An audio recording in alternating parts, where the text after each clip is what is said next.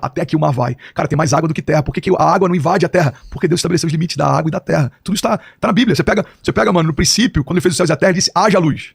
Só que o sol e os luminares só foram feitos dias depois. Só que no primeiro dia, a primeira ordem de Deus, haja luz.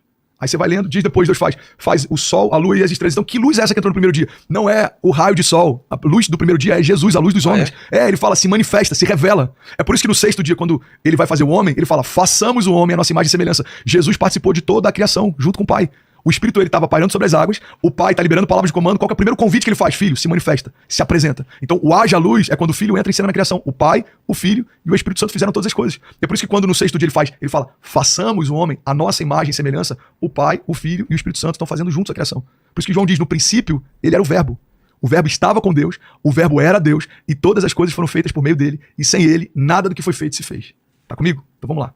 Na criação, qual a dinâmica que Deus usa? Ele dá ordem aos ambientes para que os ambientes criem todas as coisas. Então ele fala com o mar, para que sejam criados peixes de todas as espécies e se multipliquem segundo a sua espécie. Ele fala com o ar, com os céus, para que sejam criadas aves e que elas se multipliquem segundo a sua espécie. Ele fala com a terra, para que cresça todo tipo de árvore, de arbusto, frutíferas e não frutíferas, e para que elas sejam, elas se multipliquem, frutifiquem em toda a terra.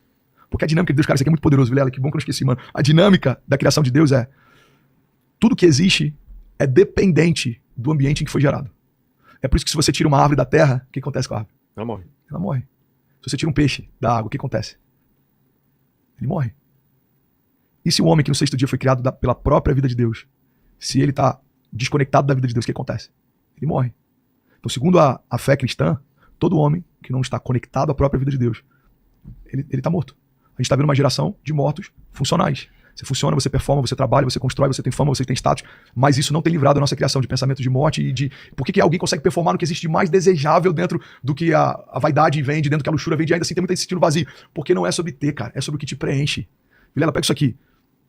O Deus que te fez completo sabe o que tá faltando quando te vem cacos. O Deus que fez o André Fernandes completo, quando ele me vê, ele fala, eu sei o que tá faltando, porque ele me fez completo. A versão perfeita foi feita nele. A versão que tem hoje tem uma série de coisas faltando. Aonde que eu vou buscar nele? É por isso que eu gosto de responder a pergunta sobre propósito. Você quer saber sobre o seu propósito? Pergunta pro dono do teu destino. Cara, nunca houve na história uma conversa, por exemplo, entre o iPhone e o Steve Jobs. Não há relato. Você já ouviu alguém falando que o iPhone despertou um dia e o Steve falou, e aí, irmão, o que você quer ser? Cara, eu não sei. Eu tava analisando o mercado. Eu acho que talvez se eu me tornasse um aparelho telefônico, mas eu acho meio fora de moda esse botãozinho na loja. Não, vamos tirar então. E aí, depois de uma conversa longa, o iPhone se tornou iPhone e o Steve Jobs falou e apresentou. Isso existiu algum dia? Não. Beleza, por quê? Porque o criador define, a criação descobre. Cara, isso aqui é uma chave que pode mudar a vida de alguém. O criador define, a criação descobre. Então, quando o Steve Jobs criou algo, quando os designers dele, quando a empresa dele criou algo, ele estabeleceu um propósito. Se ele falasse, não quero que faça ligação, não ia ter ligação. Se ele estabelecesse, eu quero 8 câmeras ao invés de 3, ia ter 8. Por quê? Porque o criador define, cara. Então, quando eu entendo isso, eu me sujeito a esse lugar. Eu sou criação, eu sou criatura. Ele é o criador. Ele estabeleceu um propósito de vida pra mim. Então, ao invés de ficar questionando, tentar criar um paralelo, eu preciso perguntar pra quem me criou qual é o propósito pelo qual eu fui criado. Pra que eu tô aqui? Por que você me chamou? Por que você me deu o dom da fala? Qual o propósito dessa zona de graça? Por que você me deu graça pra ter acessos? Por que você abriu essa porta? Hoje, vindo pra cá, por exemplo, a minha oração. Pai, que eu possa falar o que você me levou pra falar lá. Me dá graça, me dá discernimento, me dá revelação, me conecta com o coração do Vilela, me conecta com o coração de quem tá ouvindo. Por quê? Eu não tô aqui só por estar, Vilela. Eu tô aqui e estar aqui faz parte de uma missão de vida. Se Deus me chamou pra comunicar o evangelho, você pode perceber que 90% do que eu tô falando é o evangelho. E quando a gente vai pra um outro lugar, eu tento puxar de volta pra esse lugar. Por quê? Porque é o meu propósito de vida. É por isso que eu planto igrejas e eu não faço empresas, por exemplo. Eu tenho empresas, mas não é o centro da minha história, é o centro da minha vida. O que eu não abriria a mão é falar o que eu falo, falar de quem eu falo, fazer o que eu faço, porque eu me encontrei no meu propósito. Então, Criador, cara, ele me fez com propósito. Qual que é o meu desafio? É descobrir todos os dias. Olha isso aqui. Jesus está com os discípulos e ele fala assim, quem que estão dizendo que eu sou? Quem que dizem que eu sou? Os discípulos.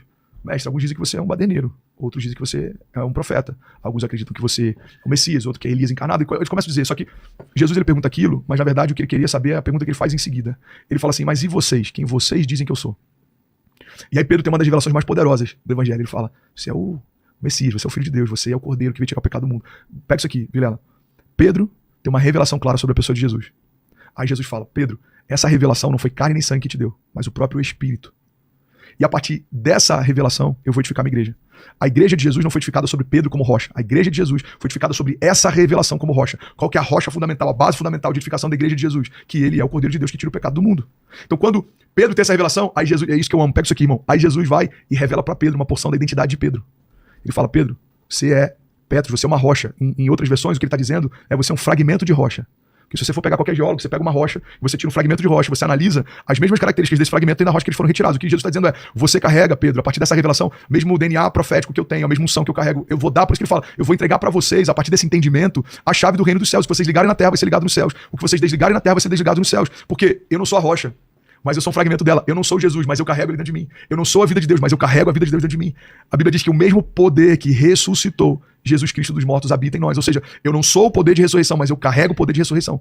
E aí, para resumir, o que está acontecendo nesse momento? Pedro acabou de ter uma revelação sobre quem Jesus é. Jesus acabou de liberar uma nova porção de revelação sobre quem Pedro é. Por que isso acontece, Vilela? Porque a cada nova medida de revelação que eu tenho de quem Deus é, Deus me concede uma nova medida de revelação de quem eu sou. É por isso que saber quem Deus é, conhecer o coração de Deus, é um pré-requisito para entender quem eu sou e entender o que Deus tem para mim. É por isso que entender propósito não acontece da noite pro dia, é jornada. É por isso que a graça de Deus está no relacionamento. Você não vai acordar um dia falando, uau, entendi todo o meu propósito. Não, Deus vai te revelar à medida que você vai tendo revelação de quem Ele é. Você pega Jesus no caminho de Emaús, ele está com 2 homens lamentando porque Jesus tinha morrido, e ele começa a falar da palavra. Você já leu essa passagem? Ele começa a falar da palavra, Jesus e os discípulos no caminho de Emaús. E eles estão voltando, eles estão assim, cara, a gente acreditou que ele era o Messias, mas ele morreu. Ah, sim. E aí Jesus já falando, sério, mas o que aconteceu? Não, ele foi crucificado. Mas a palavra não dizia. Maldito é todo aquele colocado sobre madeiro. Não, mas a nossa esperança estava com ele. Mas a palavra não dizia. A Bíblia diz que quando chega perto da casa dele, Jesus vai como quem vai embora. E eles convidam, falam, não, entra com a gente, vem comer com a gente. E quando Jesus parte o pão, então os olhos deles se abrem e eles percebem que era Jesus. Irmão, quando Jesus se revela para eles,